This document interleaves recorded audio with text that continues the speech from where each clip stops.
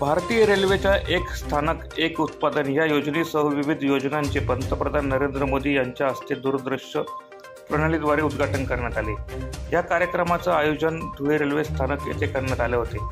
भारतीय रेल्वेच्या 85,000 कोटी रुपयांच्या निधीतून भारतीय रेल्वेच्या 6,000हून अधिक प्रकल्पांचे लोकार्पण व शिलान्यास आज झाला आहे। या योजनेद्वारे रोजगार उपलब्धतेला मोठ्या प्रमाणात चालना मिळणार असून भारताचे विकसित राष्ट्राकडे वाटचाल होणार आहे, असं प्रतिपादन भारतीय जनता पक्षाचे महानगराध्यक्ष गजेंद्र अंपळकर यांनी केले आहे। या प्रसंगी जिल्हाधिकारी अभिनव गोयल, रेल्वेचे अधिकारी अर्पित गुडदे, जिल्हा पोलीस अधीक्षक श्रीकांत धिवरे, माजी महापौर चंद्रकांत सोनार, माजी महापौर प्रदीप करपे, प्रतिभा चौधरी, हिरामन गवळी, स्टेशन प्रबंधक संतोष जाधव यांच्यासह भाजपाचे पदाधिकारी मोठ्या संख्येने उपस्थित होते।